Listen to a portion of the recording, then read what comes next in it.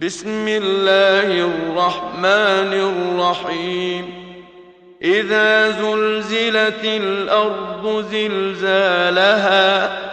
وأخرجت الأرض أثقالها وقال الإنسان ما لها يومئذ تحدث أخبارها بأن ربك أوحى لها يومئذ يصدر الناس أشتاتا ليروا أعمالهم فمن يعمل مثقال ذرة خيرا يره ومن